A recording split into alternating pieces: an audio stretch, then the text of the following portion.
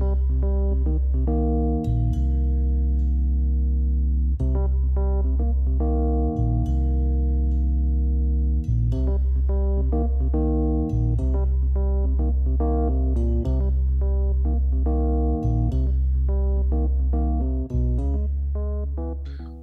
and welcome to Grouchy Geeks episode 66. My name's Steve and joining me as always is Scott. Hello. This episode we're going to start off with some news and reviews, and then for our main feature we're going to talk about Ghostbusters Afterlife, and there will likely be some spoilers in that chat, but when we get to that we will warn you. But in the meantime, what news, Scott? Yeah, very, very light on news, sadly. The one thing that I saw today, just before we started recording, that I found was really interesting was after it kind of being, is it going to happen? Is it not going to happen? It looks like Star Trek 4 is a goer. And for a while, I thought it was flawed in lots of ways, but I thought Star Trek 3 was perfectly watchable. And I enjoyed it, but there was, it wasn't that successful, and there was lots of talk that, if they're going to go ahead, they're going to reduce the budget so much that they're not going to be able to afford Zachary Quinto and Chris Pine. It's like you can't do Star Trek without Kirk and Spock. One or the other. No, you can't really do it without the pair of them. Doesn't work. But it now looks like it's a goer. And it looks like all of the main cast, apart from obviously and sadly Anton Yelchin, are going to be back. And it's being done by the guy behind WandaVision. Yes. Which is a show that I didn't massively take to, but I really, really appreciated that they were trying to do something different and interesting. Yes. It's a show that I, in all honesty, I didn't enjoy, but I'm kind of happy that it exists. Yeah. We've talked about this. The early Marvel stuff was so different and diverse before it became fairly formulaic and touched certain key points. But I remember originally when they were going to do this new Star Trek film, they wanted to get Chris Pine and also Chris Hemsworth in some kind of timey-wimey travel, space-time travel thing. So him and his father would both be in it, but they didn't want to pay them the amounts, and they both said, well, you've got to pay us this much, and they said, no, we're not doing that, and they said, well, no, thank you, we'll say no. So that kind of ended that theory for that film. So unless they've either raised the budget or they've changed the story, which is probably the most likely one, and they're going to start filming it later this year, they've said, in theory. So whether I'm guessing that Chris Hemsworth was in it because it was a while ago since that first Star Trek movie. It's about the 15th Star Trek movie since that first J.J. Abrams Star Trek movie came out. So I'm guessing that was Chris Hemsworth pre-Thor. Yes. Yeah. And I would imagine that the amount of money that he can now ask for has changed significantly since he was Thor. So Star Trek, the new one, was 2009. Wow. And I suspect if we, when the first, the Thor film, let's have a look, Chris Hemsworth, what year was that? Probably not far 2011. Off. Yeah, okay. So a couple of years later, but by the time the third Star Trek film had come out, he was well into his Marvel career, so he could have commanded a much higher salary, and they weren't willing to pay. But anyway... So some good news from me. They have now confirmed and they're starting to work on the script and setting dates for filming of Dune Part 2. Wow. By Denis Villeneuve. So they've said it's going to delve deeper into the Harkonnens. And so they've said he's working on the script and they're looking to shoot this summer is what they're thinking. So my guess is we'll get the film. I'm not sure we'll get it next year. I think they might be the year after because they've got a lot to do on post because there's so much work. And last time I think they shot some for a few months, then they had a break and they shot some more. So if they do some this summer, they might have to take a break and then do some early 2023, which means we won't get the film till 2024, which is fine. I'd rather they get it right and they do it according to his vision. But at least we know it's going ahead and we're going to get the whole film, because the first one was brilliant, but the ending was so abrupt, it just stops, really. It absolutely does. Like the Lord of the Rings films, which is one continuous story, each one has a clear ending, right? Yeah. Whereas this one just, the credits come up. And you're like, oh, right. They kind of, even on some of the other ones where there wasn't an ending of Lord of the Rings ones, they managed to give Sam a speech that wasn't there and weave it in so it felt like a moment. And you're like, oh, none of that here. It's just at the end of the film. Come back for the next one at some point. It's a really curious strategy because, clearly Lord of the Rings famously was all 3 films were shot. And at that point, they then went into post and brought them out, a year apart. It's really interesting that the decision made by somebody, presumably that was writing the massive checks, to just do the first film, kind of see what happened, and then do the second one. Because the first film, as much as we love it, and as much as we've talked about it continuously on this show, it doesn't stand by itself. No. And you would thought that, if all you care about is money, you would expect that you would, it's an easy sum to do, that you would make more money by taking a risk on the second one and then it being a complete story rather than it just finishing. You're applying logic to where none exists, Scott. Yeah, you would think so, but apparently not. So, no. Do you have any more news? No, I have one more piece of news that we talked about that we'll save for the main feature. I've got 2 quick pieces. Okay. One is that I'm glad to say HBO Max has renewed for season 2 James Gunn's Peacemaker, starring John Cena, and it's been a brilliant, brilliant show. It's been cringy, it's been funny, and he does that thing, back in the day that Joss Whedon can do, where in one episode you'll be laughing, and then like a couple of seconds later you're crying and you're shocked to your core. James Gunn is so good at doing that because he does a lot of kind of comedy-based things, and he has moments in that in Guardians. He has moments of that in Suicide Squad, the film, which was okay. I think this is probably is far better. Brilliant. And it has some brilliant things. So it's been picked up for season 2, which I'm so pleased about because it has been absolutely fantastic. So yes, that's one bit of news.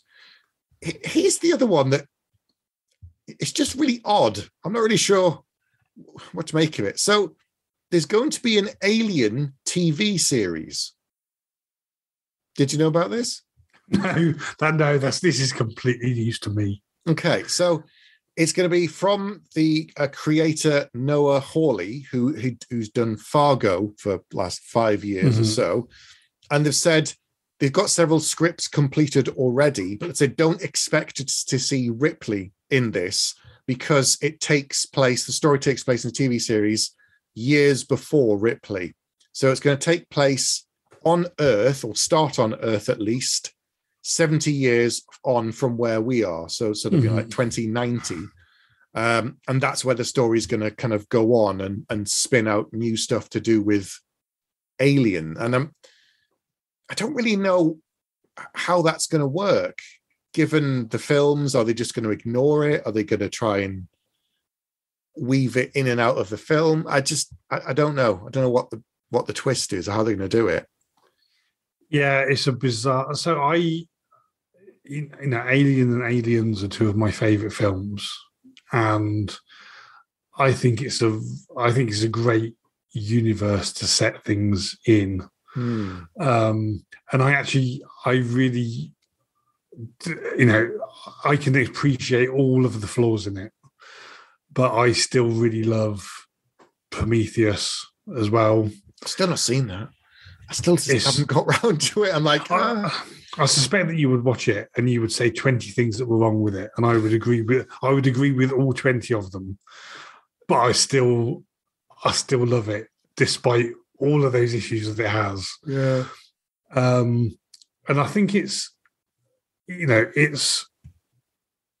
for somebody to do that universe right, it could be an amazing show. But it's built up this baggage where there's been more bad stuff done in that universe than there has been good stuff. Yeah. And actually probably over the last few years, the only good stuff done in that universe has been in computer games. So there's Alien Isolation, which I think is absolutely brilliant. Much more recently, like towards the end of last year, was Aliens Fireteam Elite, which is also great. So yeah, it has the potential to be really good, but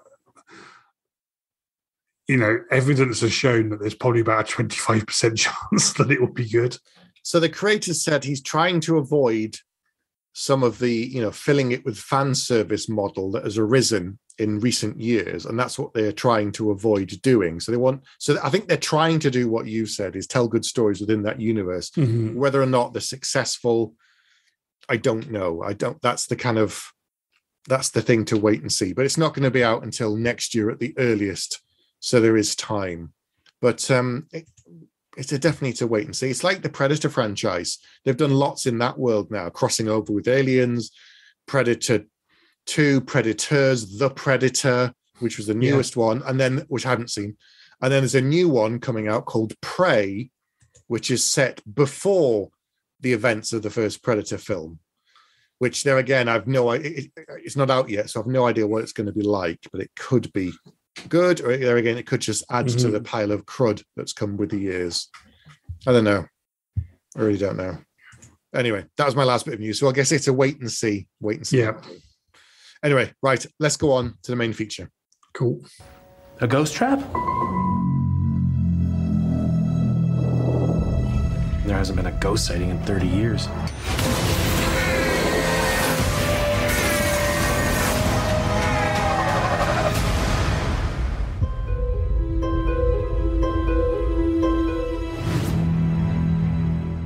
Okay, welcome back. So for our main feature, we're going to talk about probably a little bit about the Ghostbusters franchise in general, but we're going to focus on the latest film, which is Ghostbusters Afterlife. And we decided that we were going to do this episode, and that was before it was announced on the Monday just gone that Ivan Reitman, the director of the original Ghostbusters, had sadly died. So it's a timely time to talk about this episode, but it was a complete accident. Yeah. So tell me, before we talk about Afterlife, which is going to be our main focus, talk to me about your relationship to Ghostbusters in general. And I should say, and you should thank us for this, we don't put out a video version. Nobody can see what is actually behind you as we record this. So I just want to tell everybody that over your right shoulder is a replica Ecto-1 and the crew as well. Absolutely. Yep. The originals, all four of them. Yep. Absolutely. Yep. I'm not really a fan of Ghostbusters. So we're both of a similar age. I have a feeling I saw the first Ghostbusters film, though, on television. Wow. Okay. I think I saw it. I definitely saw the second one in the cinema. But weirdly, I think I saw the first one on television because it would come around. I probably wasn't old enough. So the first Ghostbusters was 1984. Yeah. Yeah, so I wasn't old enough to go and see it. I wasn't. We are a similar age, but I'm just a couple of years older than you. Yeah. And around that age, a couple of years is like a massive difference, right? Nowadays, it doesn't matter. Nope. But at that time, it really, there's so many films that I first saw the sequel to and not the original to. Yes. Like Pete was saying, I can't remember, he'd seen one of the really big action films. He'd seen like the sequel first. And we're like, what do you mean you haven't seen the original? Yeah. So I saw it on television. And I was absolutely scared to death by the librarian at the start, the creepy woman. I thought Slimer was cool. I got freaked out by the devil dogs for a while, probably had nightmares when I was little about them, and Zool and all of that. But I loved the comedy. I loved the guys. One of my early crushes was obviously Sigourney Weaver, because come on, she's amazing. She still is now. She's fantastic, and so much stuff she's done. But I just love the comedy. And since the film has come out years gone by, they've told lots of stories about how the film came to be, where it came from, the ideas, how much it changed from the original thing that Dan Aykroyd had come up with, and how much it changed when Ivan and Harold rewrote it essentially and changed the origin. But back then, none of this existed. No internet, no background. You just had to go in and hope that the film was good. I absolutely loved it. I loved the characters. I loved the guys. And it was scary as well. And I wasn't then, and not really now, much into horror. So it was an odd choice for me in that way. What about you? What was your first kind of memories of it? I was old enough to go and see it at the cinema, and I absolutely loved it. I thought it was absolutely amazing. I think lots of even though it was humorous and horrific and brilliantly done and entertaining, I think a lot of the more subtle humor was probably lost on me. Like when I was a kid, and I remember seeing this at the cinema. When I was a kid, the way Dan Aykroyd says, "Dickless here told us to open the containment chamber," and the mayor goes, "Is this true?" And Peter Venkman goes, "Yes, this man has no dick." To 9-year-old me, that was the funniest thing I had ever seen in my life. I thought it was hysterical. Yep. But now I'm older. Obviously, I still appreciate that line.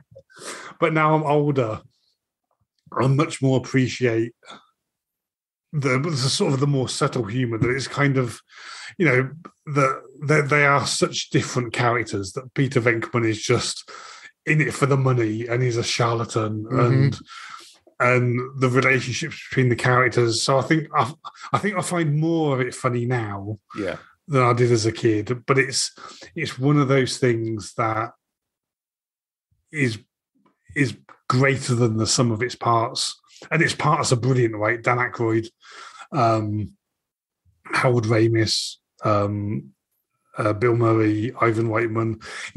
It's individual parts and they're all brilliant, but it's just one of those things that was absolutely amazing and still is amazing. Yeah. And like some of the things you watch it when you're little and you completely miss, like all of the kind of the sexual stuff. No idea what was going on. The stuff with the librarian at the start, no clue. And if you watch it, I think a friend said, "Oh, when I watched the first one with my kid who was like 7 or 8, I'm like, have you watched it in a while?" They're like, "No." I'm like, "Go back and watch it." And they did. And they went, "Oh my God, I can't show them that." I'm like, I know. But when you're that age, we didn't get it because it's stuff that isn't obvious to a younger audience. We just didn't get it. It's not like family films now where you can watch it with the kids. And some of the jokes go over their head. Anyway, this was a different kind of joke that, didn't land and things. But yes. So I remember I enjoyed it. I was scared by it, but I liked the characters. I loved the way that they worked together, despite them all being so different. It was just so good. And I love the way that you've got this kind of core audience, a core guys of 3 people that come together, and they're desperate because they're overrun. And then you get Winston in, and Ernie Hudson comes in. There's this guy's like, "I just want a job." I'm like, "Yep, come in. That's fine. Yeah. You'll do this, you'll do that." And he has no idea what's going on. That is also one of the best lines of the movie, when Janice says to him, "Do you believe in ectoplasm free?" A whole list of things. Yeah. He's like, "If there's a steady paycheck in it, I'll believe anything you like." Yes. Yeah. Of course, the great Rick Moranis, if I can say it, with one of the films that he was at his peak in that period in the 80s and 90s. And then he stopped being an actor, basically. He just left the business. But he was so funny and so weird and so good that I loved watching him in that. And the stuff that carries all the way through to the new one, that I just think is brilliant that we'll come on to. Like you mentioned about Venkman being a con man, where he's working at the university with the psychic cards. Yeah. And he's electrocuting all of the guys and pretending that all the women are psychic and brilliant at it. And it's just so good. It's just so good. But it was years before we got the second one. That's the other thing as well. I was thinking about this. It was quite a number of years. Let's have a look. So first Ghostbusters was 84. So it's 5 years until Ghostbusters 2. These days, they just bang it out in 1 year or 2 years. Back then, it was a very different ball game. What do you think of the second one? So I'll be honest. So I've seen the second one more than once. I don't have a strong recollection of a large chunk of it.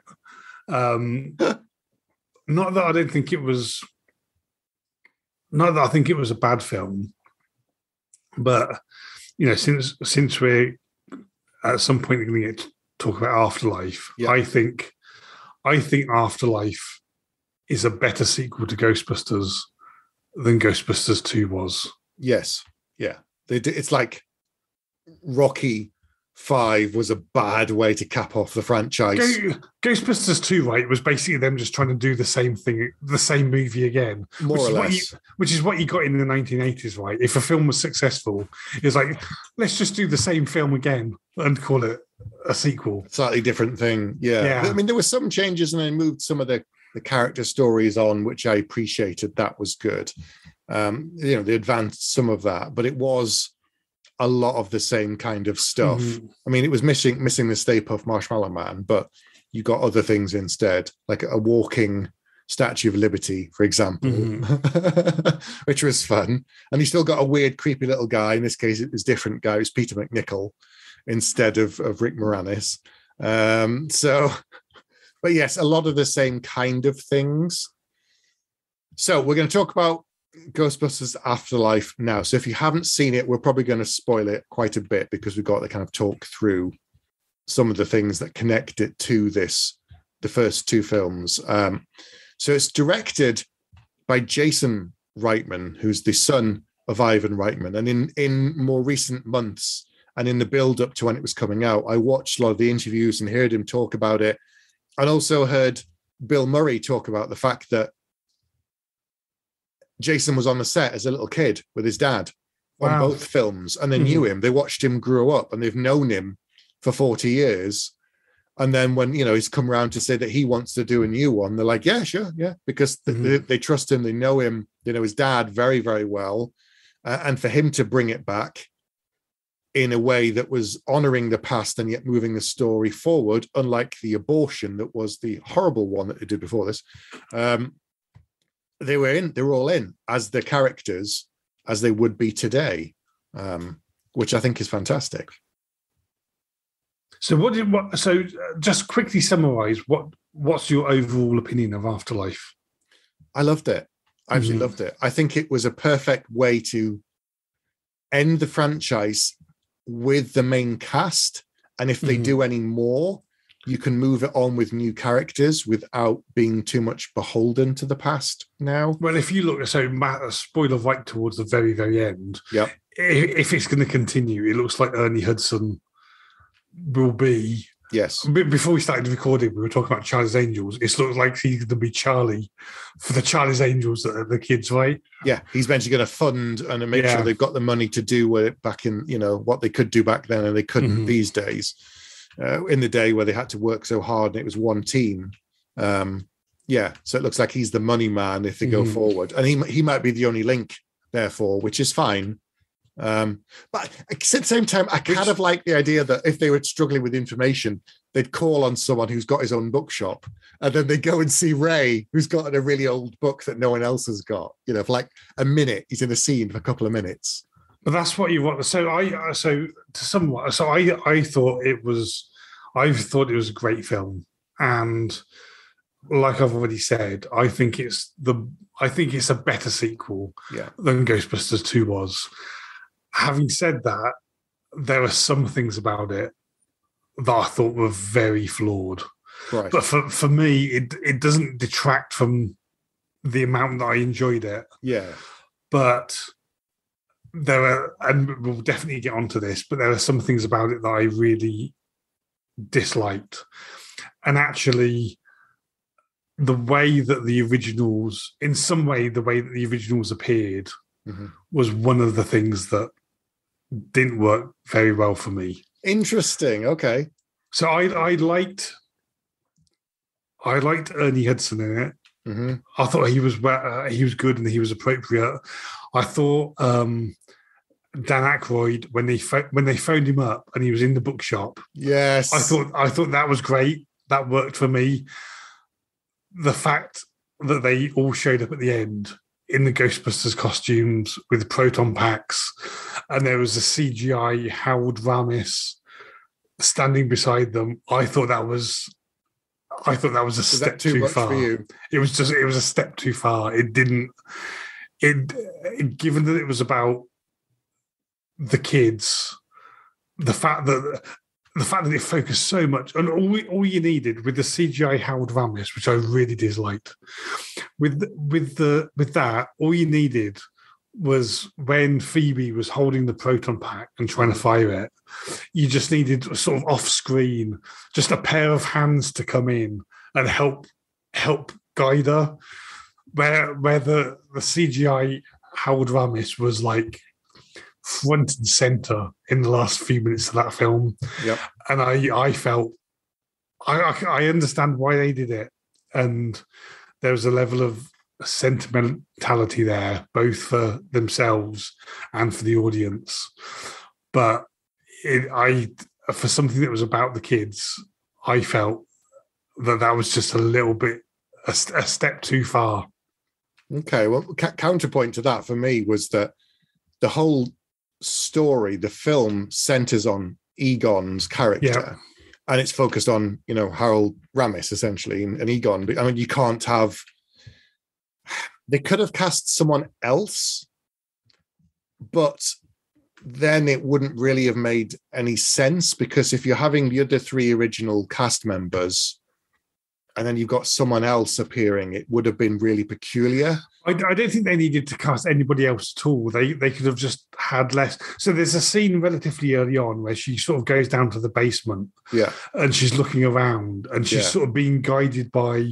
She's clearly being guided by the ghost of Egon. Yeah, but he's not like standing there. You can't see him. Right? No, it's much more subtle than that, and I think the end would have been better served if they'd have done something like that. Like I say, you didn't need to see Egon standing there amongst the three of them, like smiling at them.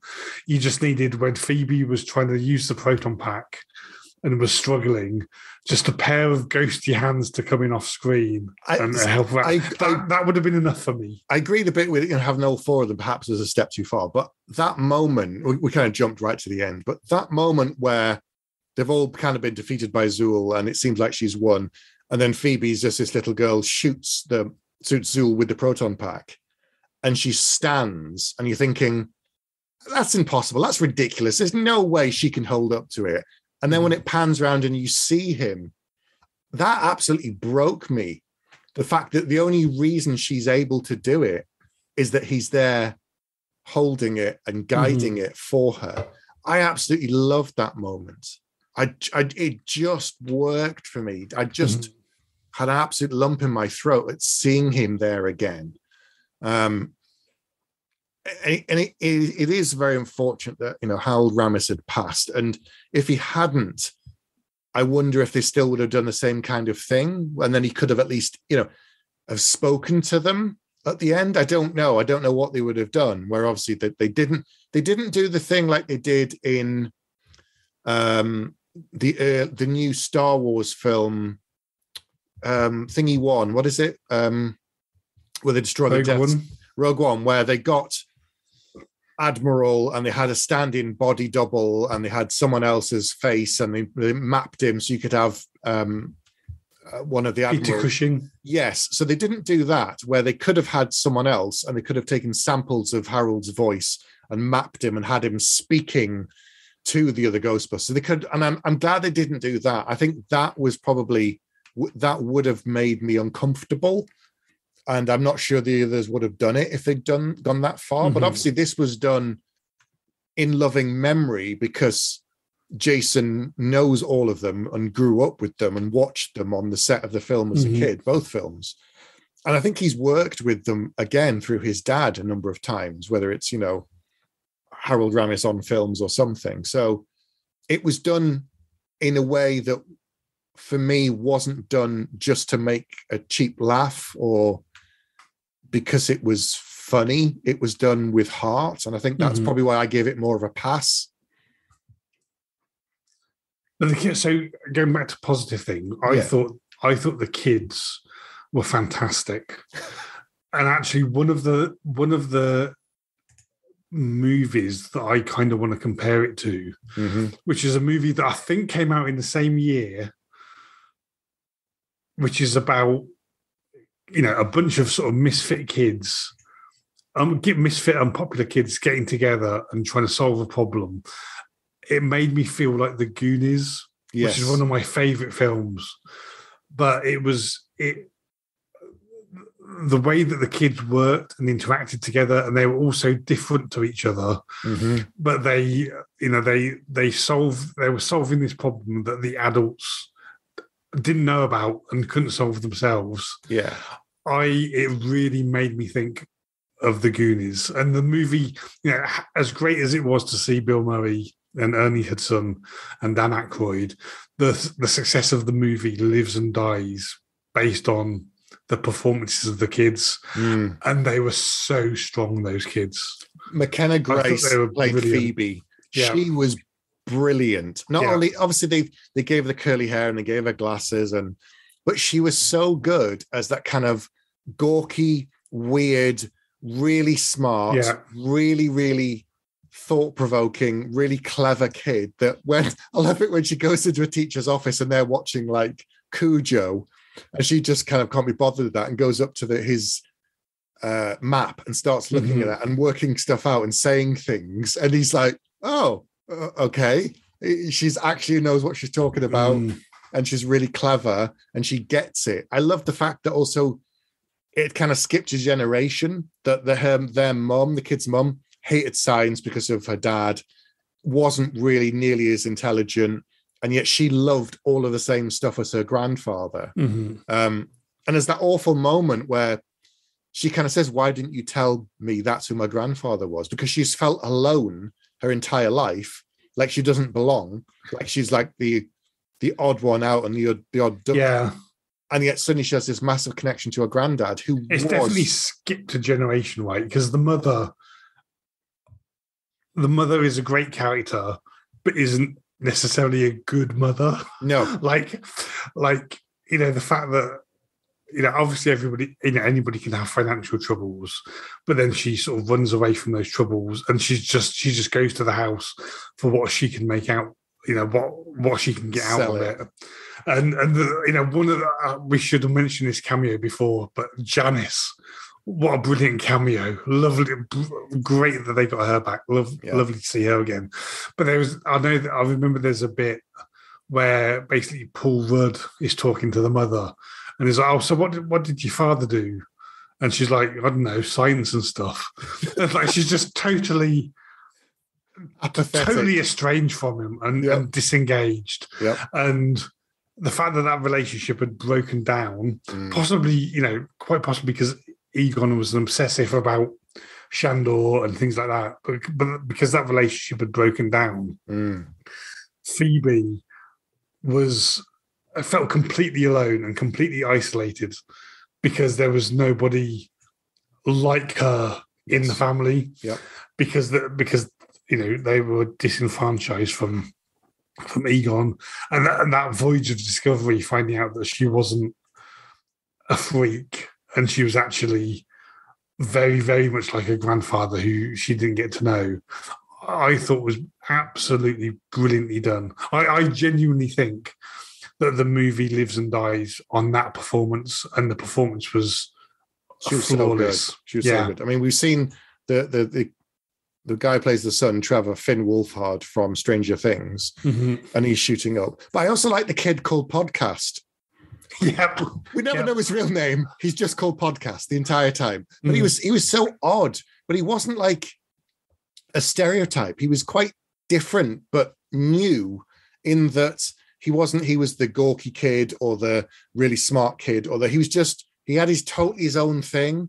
He was into this, and he was conspiracy theory nut, and he's into his podcast, and he's been making his own thing and doing his own thing. And there's that brilliant moment where Dan Aykroyd's character Ray says, "Oh, are you my subscriber?" He's like, "Yes, you really found your rhythm in episode 47." Yeah, I thought so too. Yeah. But they've got a connection, and I just love that. It's just all these little things and little payoffs that they had, and like the ghost gobbler who chews through metal, and they can't get into the vault, and they can't pick the lock because they're kids. They don't have to pick a lock, but he works out that if I just let the ghost out, it'll chew through the metal. We can get the gear. Just little touches like that I absolutely loved. I thought it was really, really good. And yes, when they called Ray in the bookshop, that was so good. Just the fact that he's still got the same number and he's still there running the bookshop. And I loved it when Paul Rudd said, the shortest summary was, New York in the 90s was like The Walking Dead. That's all the kids need to know. They get it. They're suddenly like, oh, okay. They're like, that was years before I was even born. Just so well done. Just shorthanding things for a modern audience so they understand it in a way that means something to them. Those bits were very well written for me. Yeah, I agree. And I thought there were some things, again, more things I'm going to complain about at some point, but the fact that they made the kids front and center, it was the kids' film. Yeah. And there was callbacks in there, some of which worked, some of which didn't. But what a brilliant job of casting they did and writing the story and the whole idea behind it was a brilliant job that everybody did on that film. I love the history that they built into it. So the fact that Egon became this kind of obsessive recluse, and everyone just called him the dirt farmer, and the fact that he'd broken contact not only with his family but with all of his friends, and that Ray kind of hated him because he says, "Oh, he can rot in hell." And he'd stolen all of their equipment and he'd just disappeared and they didn't know. And it turned out that he'd sacrificed everything just to kind of prevent this disaster that was coming that nobody believed in and no one was willing to help him. So he did it by himself. That was very touching. And yet it built upon the mythology, the fact that it was Shando, as you said, and the mine and all of that stuff. I loved all that history because it built upon what came before. Of Zool and the Sumerian gods there's lots of callbacks. Like we said, Zool and the demon dogs and crossing the streams, but it didn't work. I like that. That. This time it's like, no, she's too strong. It won't work this time. So yeah, I thought it was quite funny, the whole, are you a god? And then he turns around like an individual film, turns back and goes, yes. If someone asks you a god, Ray, you say yes. Yeah. I'm gonna mention one more thing that I disliked about it. Go on. Hopefully you loved it and we can disagree about it. Go on. Probably the last thing that I want to mention that I disliked about it, and then we can end on a positive note. I struggled a lot with the 5-minute commercial for Walmart about 60% of the way through the film. With the Stay Puft Marshmallow Man. There was literally...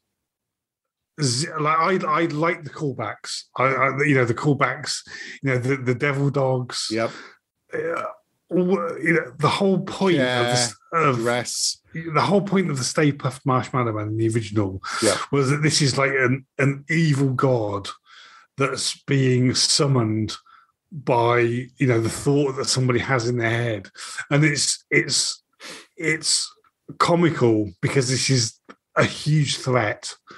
And the thing that's been summoned is ridiculous looking. First of all, ridiculous product placement for Walmart, right? Yep. But secondly, And the demon dogs, great. I have no problem with it all. The Stay Puft Marshmallow Man, it felt like it was there to sell toys. Yes, and it irritated me no end. Yeah, I agree. I agree with that. Yeah, I mean, we'd seen them in the trailer. It's one of these things that if it had just been in the trailer and not in the film, it would have been fine because it would have been like, oh, that's funny. That's a cool callback. And yet when you get to the film, it's not actually there because it doesn't make sense. That would have been exactly. Okay. That's the thing. It's the one thing that actually makes so little sense in terms of the universe. Yes. That it's immersion breaking. It takes you. The fact that they, you see the wall. First of all, I know that there was tons and tons of product placement in the original Ghostbusters film, right? Yes. So it's not that they've not done this before, but the fact that you see this, huge Walmart logo prominent on the screen, and then there's Paul Rudd going to buy ice cream and a bunch of other stuff. I think it was possibly the most prominent product placement I've seen outside of a James Bond film. Yeah. That was very, very bad and very over the top. Yeah. And the Stay Puft Marshmallow thing made no sense at all. I like, what were they going to do to him? All these hundreds of little tiny marshmallow men. It was cute and it was amusing, but I'm like, it doesn't make any sense. It's not as if they'd escaped and they were a ghost, like the miner who sat in the diner having a drink because he escaped. And you're like, okay, I get it. He's a ghost of a thing that's come back from the mine because it was an old mine and he's dead and he's come back. And ghost of what? A tiny little marshmallow man who died? And then there's hundreds of them. It was very silly. Lots of the other callbacks, whether I like them or not, made sense in the context of what was happening. Yeah. That was literally nothing but fan service. And selling toys. We just want to put the Marshmallow Man somewhere in the film. Feels like a network note. Can we have something for toys for the kids in here? Yeah. Stay Puft Marshmallow. They're funny. Put them in. Okay. Yeah, it didn't make any sense. I thought Paul Rudd was really good in this, in that he's not the smartest and he's a bit gawky and a bit weird and he's playing the kind of Rick Moranis type character. But he's trying to unravel the mystery. And he's making some progress. That was good. I think Paul Rudd is good in everything. I really like Paul Rudd. And I really liked, again, I'm just going to keep going back to the kids because I think they were superb. But I really liked that he was, him and the mother and the fact that they were going on a date together and all of that. I thought I really liked that the adults were incidental characters to the story. They were doing stuff. He was a bit of a mentor to Phoebe, even though Phoebe was way more intelligent than he was. Yeah. I liked that he was in it, but he wasn't the star of the film, mate. No. By any means at all. No. She's going to be such a star when she gets older because she was so good in this. She brought so much warmth and passion to the character, and you just felt everything that she was going through as this kind of weird geeky outsider who's so far ahead of everybody else and so smart. And it made me laugh a few times in the film.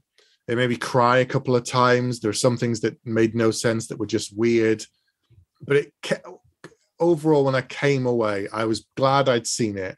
I was glad they'd done it as a way to as an end cap for this generation of Ghostbusters. And if they go forward and do any more, it's, built on a strong foundation that is more accessible to a younger generation than the films from the 1980s, which many of them just would not go back and bother watching. They'd have no interest about why would I bother?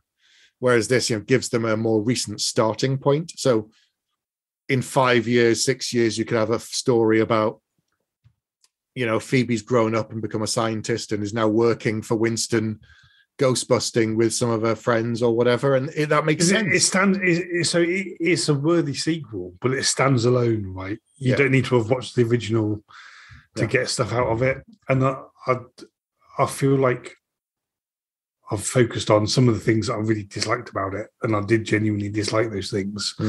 But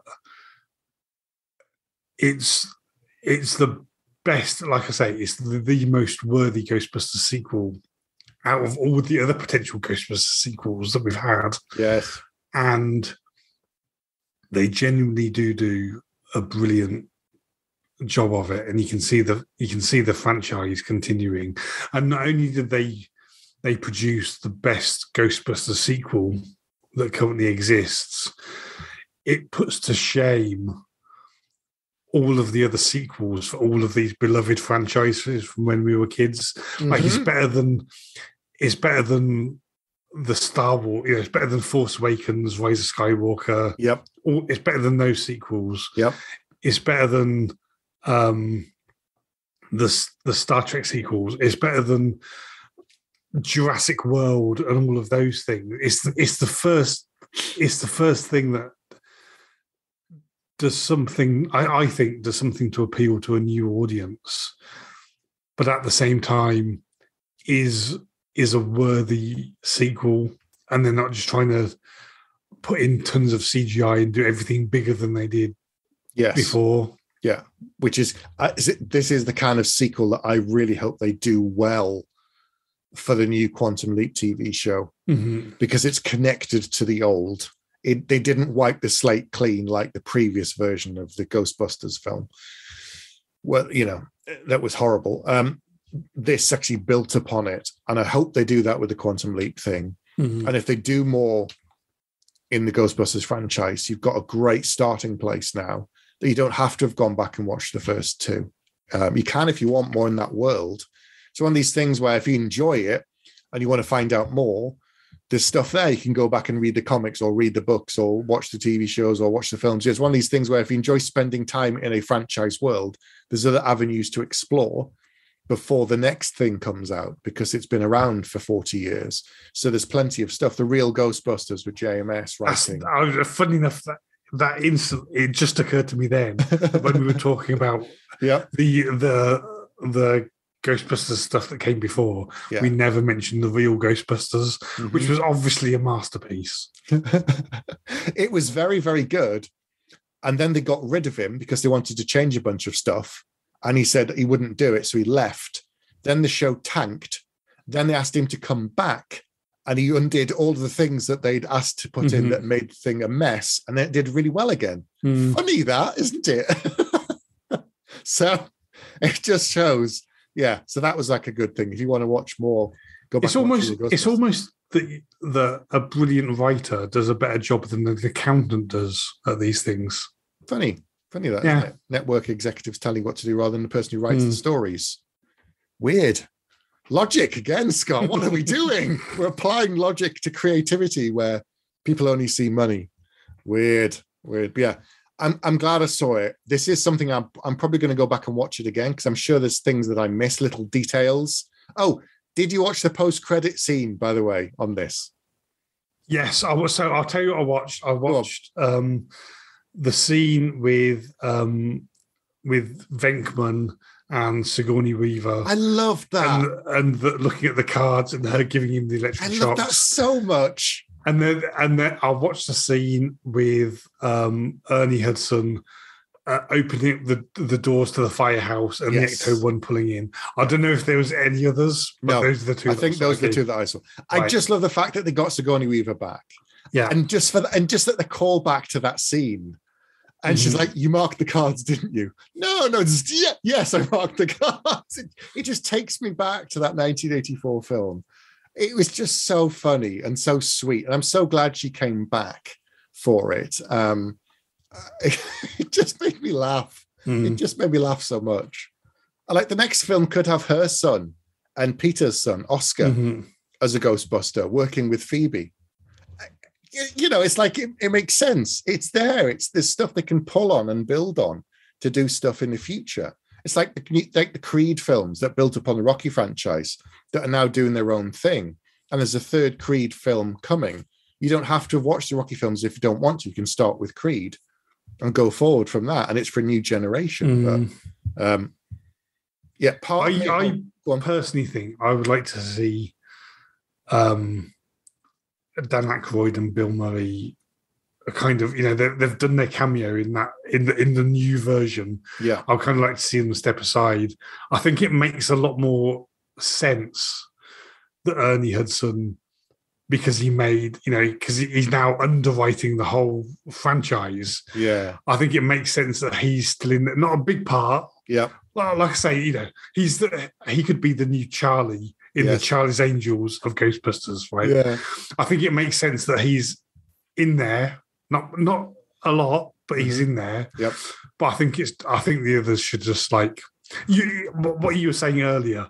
They're in trouble and they phone up Dan Aykroyd's bookstore. Yeah.